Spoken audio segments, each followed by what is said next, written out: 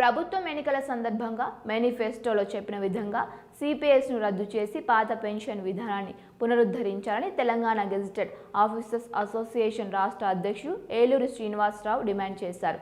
సిద్దిపేటలోని public servants welfare association కాంప్లెక్స్లో Telangana gazetted officers association జిల్లా సర్వసభ్య సమావేశం నిర్వహించారు. ఈ సందర్భంగా శ్రీనివాసరావు మాట్లాడుతూ దేశంలో ఎక్కడ లేని విధంగా రాష్ట్రంలోని డిఏలు పెండింగ్లో ఉన్నాయని, వెంటనే పెండింగ్లో ఉన్న 6 డిఏలను విడుదల చేయాలని, పిఆర్సీ నివేదికను తెప్పించుకొని వెంటనే అమలు చేయాలని డిమాండ్ చేశారు. అలాగే ఉద్యోగుల కంట్రిబ్యూటరీ హెల్త్ స్కీమ్ను తక్షణమే అమలు చేయాలని కోరారు. ప్రభుత్వం నుంచి సానుకూల స్పందన రాకపోతే వేచి చూసే ధోరణి లేకుండా ఆందోళన ఉధృతం చేస్తామని స్పష్టం చేశారు. సిద్దిపేట జిల్లా కేంద్రంలో తెలంగాణ గెజిట్ అధికారుల సిద్దిపేట జిల్లా బ్రాంచ్ సర్వసభ్య సమావేశం. అందులో ముఖ్యంగా ఉద్యోగ ఉపాధ్యాయ కార్మిక గెజిట్ అధికారులు మరియు పెన్షనర్ల యొక్క డిమాండ్ల పైన, అదేవిధంగా ఇప్పటివరకు కొన్ని పోస్టులు ఎలిజిబుల్ వేకెన్సీలు ఫిలప్ చేసుకోవటం, తదుపరి అంశాలపైన సుదీర్ఘంగా డే లాంగ్ జనరల్ బాడీ కార్యక్రమం తర్వాత ఈరోజు మీడియా మిత్రులందరికీ కూడా ప్రత్యేకంగా యావత్ తెలంగాణ ఉద్యోగుల పక్షాన, అదేవిధంగా గెజిట్ అధికారుల పక్షాన మీకు నమస్కారాలు తెలియజేసుకుంటూ, ఈ కార్యక్రమంలో పార్టిసిపేట్ అవుతున్న రాష్ట్ర గెజిట్ అధికారుల సంఘం జనరల్ సెక్రటరీ శ్యామన్న గారికి, అదేవిధంగా అసోసియేట్ ప్రెసిడెంట్ ఉపేంద్ర అన్న గారికి, ఈ జిల్లా జేఏసీ చైర్మన్ అన్న పరమేశ్వర అన్న గారికి, టీఎన్జిఓస్ కార్యదర్శి ఉన్న విక్రమ్ రెడ్డి గారికి, నూతనంగా సెక్రటరీ పదవి నుంచి అప్గ్రేడ్ అయిన జయశ్రీ మేడం గారికి, అదేవిధంగా నాగరాజు గౌడ్ గారికి సెక్రటరీగా వారి కార్యవర్గానికి అభినందనలు తెలియజేసుకుంటూ, ఈరోజు రాష్ట్రం మొత్తంలో ప్రభుత్వం కొత్తగా ఏర్పడిన తర్వాత ముఖ్యమంత్రి గారితో పలు దఫాలుగా 64 డిమాండ్లపైన చర్చించిన పిదప క్యాబినెట్ సబ్ కమిటీ ద్వారా, ఆఫీసర్స్ కమిటీ ద్వారా కూడా చర్చించిన తర్వాత కూడా సమస్యలు చాలా వరకు పరిష్కారం అయినప్పటికీ అవన్నీ కూడా కొన్ని డిపార్ట్మెంట్లకు కొన్ని పరిమితి ఉన్న డిమాండ్లు మాత్రమే. పూర్తిగా ఉన్న ఏదైతే దీర్ఘకాలికంగా గత ప్రభుత్వం నుంచి ఉన్న పెండింగ్ బిల్స్ యొక్క బాకీలు ఇంకా 10,000 కోట్లు సుమారుగా పెండింగ్ ఉన్నాయి. ఈ పెండింగ్ బిల్స్ పూర్తి కావాలన్నా ఈ 1000 కోట్స్ ఏదైతే ముఖ్యమంత్రి గారు ఉప ముఖ్యమంత్రి గారు ఇచ్చిన హామీ ఇంకా 2 సంవత్సరాలు పూర్తిగా పడుతుంది. ఎవ్రీ మంత్ కూడా 500 మంది రిటర్న్ అవుతున్నారు, వారికి 250 కోట్లు అదనంగా అవుతుంది. కాబట్టి మా డిమాండ్లో అందరికీ, ఉద్యోగులకి, ఉపాధ్యాయులకి, కార్మికులకి, గెజిట్ అధికారికి, వర్కర్స్ కలిపిన మెయిన్ డిమాండ్ 2,000 కోట్లు ప్రతి నెల గతంలో 3 నెలలు ఇచ్చిన హామీ మేరకు పూర్తి చేయాలి. అది మా కొత్త కోరిక కాదు, గతంలో ఇచ్చిన ప్రభుత్వం హామీనే కొనసాగించమని కోరుతున్నాము. రెండవది పిఆర్సీ.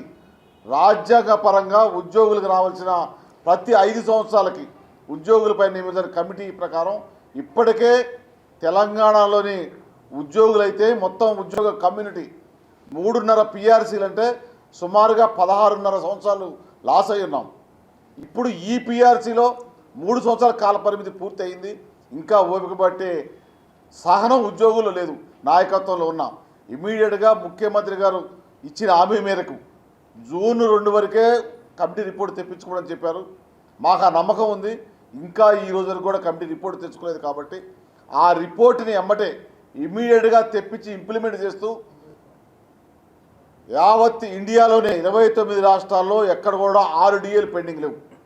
మాకు రాష్ట్ర ఆర్థిక పరిస్థితి తెలుసు, ముఖ్యమంత్రి గారి విన్నపము తెలుసు. కానీ కిందున్న ప్రాథమిక సభ్యుల యొక్క మనోభావాలను గౌరవించాల్సిన అవసరం.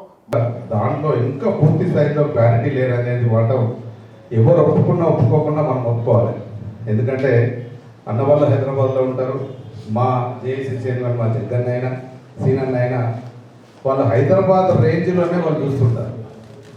మేము వచ్చేసరికి ఏమైందంటే గ్రౌండ్ లెవెల్లో, క్రింది స్థాయిలో, గ్రామ స్థాయిలో పనిచేస్తున్న ఉద్యోగి వరకు కూడా మనకు వెళ్ళాల్సిన అవసరాలు ఉంటాయి.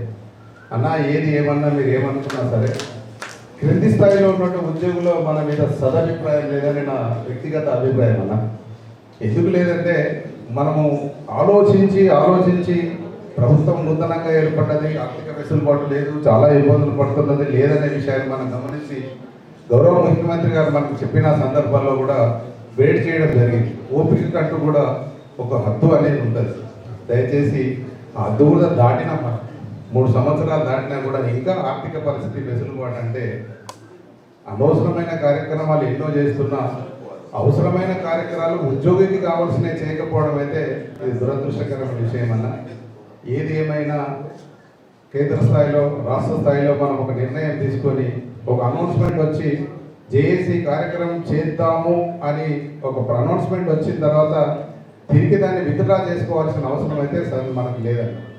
గతంలో తెలంగాణ ఉద్యమంలో మనం ఏ రకంగా పోరాడినామో ఎట్లా చేసినామో తెలంగాణ రాదు అనే తెలంగాణ ఎట్లా తెచ్చుకున్నామో 42 రోజులు సకల జన్ల పెండవన్ కావచ్చు, సకల జన్ల సమ్మె కావచ్చు, ఇంకా ఉంటే వంట వార్పు కావచ్చు, రోడ్డు మీద ఎన్ని కార్యక్రమాలు చేసినా మనం రాదు అనుకున్నది తెచ్చుకోగలిగితే అది ఎట్లా సాధ్యమైందంటే సిద్దిపేట గడ్డ మీద జరిగిన ఉద్యోగ గర్జన తర్వాత అనేది మలుపు తిరిగి రాష్ట్రం సాధించుకునే వరకు కూడా వెళ్ళిపోవడం జరిగింది.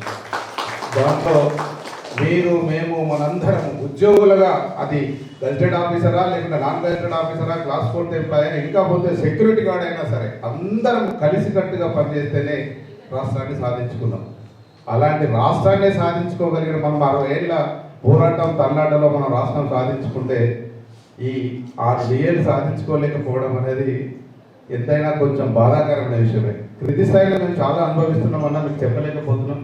మా ఈసీలో కూడా రాష్ట్ర స్థాయి ఈసీలో కూడా చాలా సందర్భంలో మేము దగ్గరకు చాలా సందర్భంలో చెప్పడం జరిగింది. అన్న పరిస్థితులు బాగలేవు, క్రింది స్థాయిలో ఉద్యోగులు చాలా సఫర్ అవుతున్నమాట వాస్తవం. అది దాన్ని గమనించి ఏది ఏమైనా కొట్లాడితే పోయేది ఏం లేదు, అదే పోరాడితే పోయేది ఏం లేదు. మన ఉద్యోగులకు నాకు సీఎల్ తప్ప ఆ సీఎల్ల కోసమో మిగతా ఇబ్బంది కోసమో బాధపడాల్సిన అవసరం ఎంతైనా లేదని తెలియజేస్తూ రేపు ఇచ్చిన భవిష్యత్తు కార్యక్రమాలు ఏదైతే నిర్ణయం తీసుకున్నామో 27 తారీఖు నాడు చేసే ధర్నా కానీ మళ్ళీ సెప్టెంబర్ 10 తారీఖున మనం పెట్టుకున్న మహా సమావేశము సభ అది ఏదైనా కానివ్వండి ఉప్పెత్తున మనం చాలా బ్రహ్మాండంగా కదిలి వెళ్ళి అంతకుముందు సరూర్ నగర్లో ఒక మీటింగ్ పెడితే మనం అందరం ఎట్లయితే కదిలి వెళ్ళామో అంతకంటే గొప్పగా మనం వెళ్ళాల్సిన అవసరం ఎంతైనా ఉన్నదన్న.